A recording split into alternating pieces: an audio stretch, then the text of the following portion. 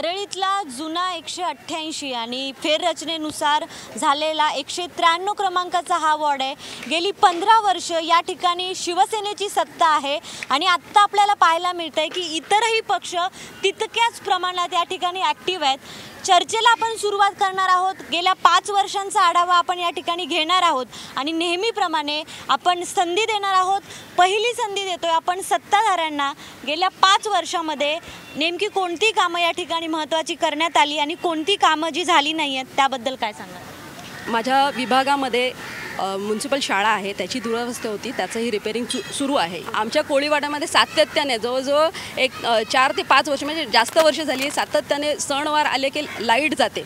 संध्याकाळ झाली का सगळ्यांच्या लाईट्स जातात आणि लाईट्स गेल्यामुळे पंप चालू होत नाही आणि पाणी भरता येत नागरिकांना। म्हणून आपण त्याच्यासाठी BSTमध्ये सातत्याने फॉलोअप करून जास्त पॉवरचे केबल आपण टाकून घेतली आणि त्याच्यामुळे बराच आता लाईट जाण्याचा प्रकार थांबलेला आहे। ही कामं अशी बरीचशी सफाईचा प्रश्न असेल, विजेचा प्रश्न असेल, गटारांचा प्रश्न असेल, साफसफाईचा प्रश्न असेल, गार्डनचा त्याबद्दल सांगितलं, शाळांचा, जवळपास जी सगळी कामं एका नगरसेवकाच्या अंडर येतात त्या सगळ्या कामांबद्दल त्यांनी मांडणी केली आहे। मी आता राष्ट्रवादीकडे जाणार आहे। त्यांनी कामांची मांडणी केली, ही कामं झालीत का किंवा आणखी काय गोष्टी होत्या किंवा काय त्रुटी राहिल्या याच्यात?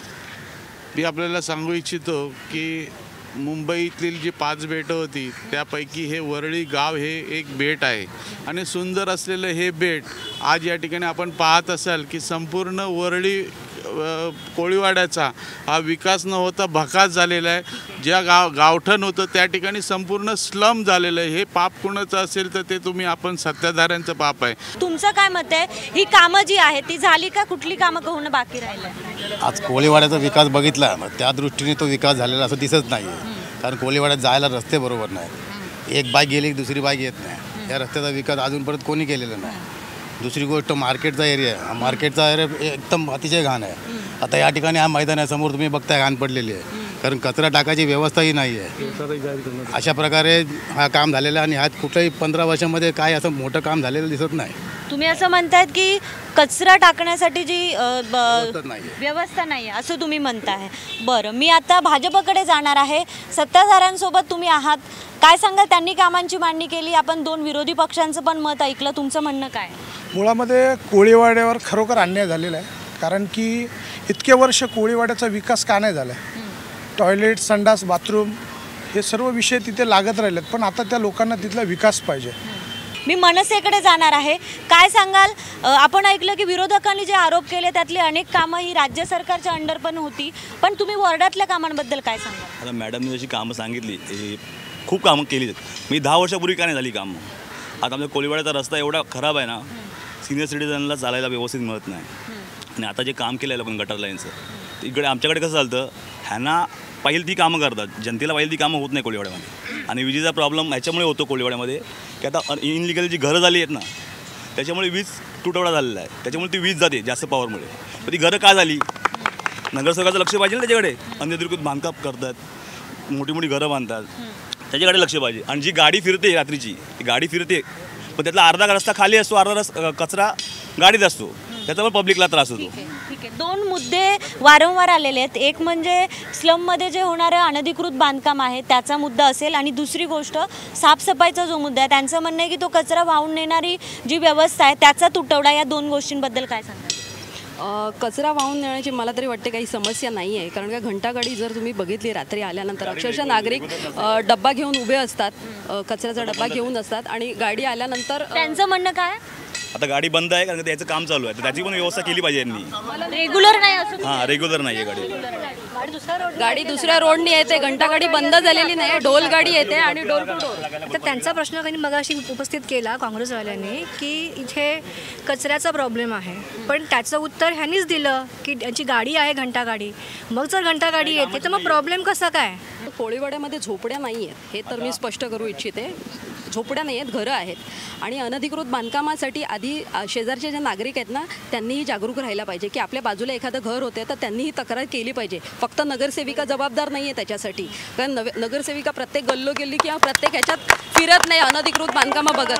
आजूबाजूचे नागरिक आहेत त्यांनीही कटाक्षाने लक्ष दिलं पाहिजे की माझ्या बाजूला कुठेतरी अनधिकृत बांधकाम होते, त्यांनीही तेवढ्याच तत्परतेने तक्रार केली पाहिजे. तुम्ही म्हणता ही नगरसेविकांची जबाबदारी आहे किंवा जे कोणी नगरसेवक असेल त्यांचं म्हणणं आहे की तक्रार केली पाहिजे. तुम्ही काय सांगाल, तुम्ही याबद्दल कुठे तक्रार केली आहे का? काय घडाड तक्रार केली आहे त्याच्याकडे दुर्लक्ष केलं जातं. आता बघा इकडे जनता झोपडपट्टीच्या पाठीमागे सचिन भाऊंनी पाणी येतं समुद्राचं म्हणून दगडी टाकलेली आहेत, बंधारा केल्या आहेत, त्याच्यावरती पण झोपड्या बांधलेल्या आहेत आणि त्याला पूर्णपणे सेनेचा पाठिंबा आहे झोपड्यांना. त्या फार गंभीर आरोप त्यांनी केला आहे. त्यांचं म्हणणं आहे की तिथे ज्या झोपड्या बांधण्यात आल्या त्याला शिवसेनेचा पाठिंबा आहे, असा जाहीरपणे गंभीर आरोप त्यांनी केला आहे. काय सांगाल? मुळात मॅडमने सांगितलं मग अशी की कोळीवाडा हा स्लम नसून पागरी सिस्टम आहेत. ते सर्वात मालकाची परमिशन लागते. ती मालक परमिशन दिल्यानंतर ज्या टायमाला मगाशी सांगितलं मॅडम, ज्या स्थानिकांचं किंवा विरोधी पक्षांचा आमच्याकडे समजा काय विरोध आला तर तेव्हा आम्ही ॲक्शन घेऊ. मुळात काय लिहा माहिती आहे का की इथे पागडी सिस्टम मालक त्यांना परमिशन देतात ह्या बांधकामांना. त्यामुळे तुमचं म्हणणं आहे की रहिवाशी परमिशन देतात म्हणून हे अनधिकृत मालक स्थानिक जे इथले आहेत जे त्याचे मालक ग्राउंड फ्लोर त्यांचा जर असेल तर त्यांची जे सेटलमेंट होते की 1 मजला 2 मजला बांधायचा आणि तो विकायचा. कोळीवाड्यामध्ये रस्त्याचे काम होते, दुसऱ्या दिवशी रस्ता गायब, गटाराची काम होते, गटार गायब, कचरा टाकायचा समुद्रावर टाकतात, समुद्रात कचऱ्याचा घोटाळा चाललेला आहे. रस्ता गायब आणि गटार गायब प्रकरण काय जरा सांगा. गटार गायब म्हणजे जे होतात निकृष्ट दर्जाची कामं तुंबले जातात, भरले जातात आणि गटाराला कधीही तिथे कामं केली जाणार आणि आपल्या आपल्या एरियात जसं मनसेवाले आपल्या आपल्या एरियातलं करतात आणि कचरा घोटाळा झालेला आहे. जो समुद्रात कचरा टाकतायत तिकडे बघा या आणि झोपडपट्टी आणि सगळं केलं आणि ते जे म्हणतात त्यांनी जो आरोप केलाय गटार गायब झाले तर त्यांना एक्झाम्पल बघा ना कुठचा गटार गायब झाला आणि त्याच्या रोडचं म्हणतायत. मॅडम तुम्ही सांगा एखादं काम चालू आहे रस्त्याचं, ओल्या रस्त्यावर जर गाडी नेली तर त्या रस्त्याचं काय होणार? इथले स्थानिक आहेत ना तिथे काही हे नाही केलं जात, टाकलेलं असतं अडथळा लावलेला असतो, पण स्थानिक लोक आहेत ना त्यांचा पण ते वहिवाट आहे, त्यांचाही वहिवाट आहे आणि ती वहिवाट रस्ता रोखून पुढे जातात. यांचं म्हणणं आहे की स्थानिक रहिवासी आहेत त्यांनी परवानगी दिल्यानंतर आम्ही काय करणार? काय सांगाल या सगळ्याबद्दल? आपण हा हर्डीगर मार्ग बघा, 2 वर्षापासून त्या ठिकाणी काम चालू आहे.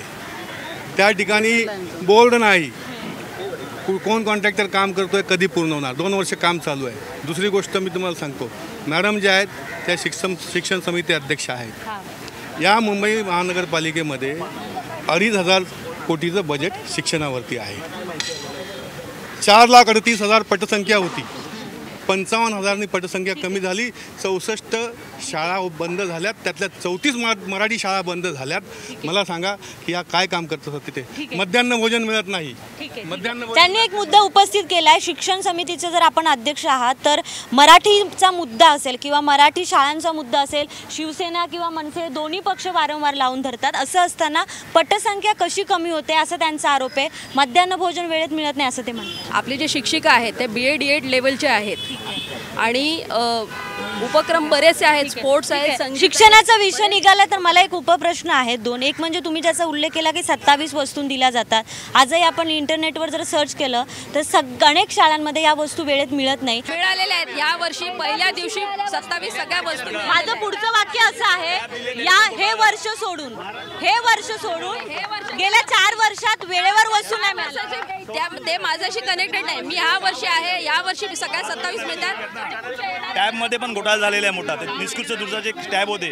टॅब घोटाळ्याबद्दल तुम्हाला काय म्हणतात? टॅब घोटाळा असा नाहीये, कारण कसं आहे विद्यार्थ्यांचे जे टॅब आहेत ते चार्ज केले पाहिजेत आणि ते चार्ज न झाल्यामुळे त्यांना वाटतं की खराब झाले, ते बिघडलेले नाही आहेत. त्या संदर्भात आता लिटिगेशन चालू आहे कोर्टामध्ये. आता ते जे आहे ते कोर्ट IT डिपार्टमेंट आणि कोर्ट घेईल ना निर्णय. डेंग्यूने रोज 21 लोकांचा मृत्यू होतोय. टीबीने गेल्या 2012 ते 16 पर्यंत 25,064 लोकांचा मृत्यू झालाय. काय करताय यांचं शासन? सरकार काय करते असं तुमचं म्हणणं आहे? इतक्या वर्ष जी सत्ता असताना यांचे आमदार होते, खासदार होते आणि नंतर आज जी 15 वर्ष हे सतत आपली सत्ता उपभोगतायत, ही जी काही डिक्टेटरशिप चालू झालेली आहे ती आता आपल्याला परिवर्तन करून मोडून काढायची आहे. त्यांचं असं म्हणणं आहे की जो डीपी प्लॅन आहे त्यामध्ये वरळी कोळीवाड्याच्या विकासासंदर्भात कुठली तरतूद झाली नाही किंवा सूचना केली नाही. नगरसेवकाचं काम होतं की गाव कोळीवाड्यातले जे काही प्रतिष्ठित व्यक्ती आहेत, आमची कमिटी आहे इस्टेट कमिटी, त्यांना एकत्र घेऊन एखादी मिटिंग लावून त्या विरोध करायला पाहिजे होता जाऊन म्हाडाला स्लमला. असं या लोकांनी काही केलं नाही. तर आमच्यातले काही जागरूक नागरिक आहेत त्या लोकांनी मिटिंग घेतल्या, त्यांनी विरोध केला आणि मोर्चा घेऊन गेलो आम्ही. त्यांचं काम होतं मिटिंग लावायचं. गेल्या 15 वर्षात सेनेची सत्ता असून कोळीवाड्याचा विकास झाला नाही, हे 2 आरोप आहे, काय सांगा? मला एवढंच म्हणायचं आहे की ह्या आधीचे जे काही आमदार होते आणि ह्या इकडचे ज्यांनी सत्ता भोगली, DP रिमार्कला SRAमध्ये नमूद करण्यासाठी कोणाचं लेटर आहे ते पहिल्यांदा जाऊन तिथे बघावं. SRA घोषित करण्यासाठी ह्या लोकांनी पूर्ण प्लॅनिंग केला. काही लोकांना हाताखाली घेऊन पूर्ण कोळीवाडा, कोणी या लोकांनी म्हणजे स्पष्ट राष्ट्रवादी काँग्रेसने हा प्रकार केलेला आहे. आणि त्यामध्ये ज्या वेळेला अशा प्रकारची त्यांनी हे केलं त्यावेळेला त्यांच्याकडनं ज्या सूचना आणि हरकती यायच्या होत्या त्या आल्या नाहीत. आणि त्यानंतर आम्ही ज्या वेळेला ह्या सह्यांची मोहीम या कोळीवाड्यामध्ये भाजपकडनं केली. 15 वर्ष या लोकांनी सत्ता भोगल्यानंतर सुद्धा जर हा प्रकार झाला असेल तर ह्याला जबाबदार कोण, हे लोकांनी त्यांनी उत्तर दिलेलं आहे. तुम्हाला काय वाटतं? आमच्या वॉर्डची माणसं यांच्या वॉर्डमध्ये जातात तर काय म्हणतात, राष्ट्रवादीची माणसं आमच्याकडे तुम्ही येऊ नका. आणि एक हे जे बंधारा बांधला होता तिथे बांधला होता तिथे जमून कचरा टाकला तिथे लोकांनी मुद्दाम, आणि ते आमचा रद्द करून टाकला. एक दुसरी गोष्ट लाईटीचं म्हणजे हे मुद्दाम बंद करतात आणि म्हणतात शाखेमध्ये बोलावतात माणसाला शाखे मुद्दाम बंद करून बोलावतात. तर आणखी काय मुद्दे आहेत जे वॉर्डातले सुटलेले नाहीत काका, तुम्हाला काय?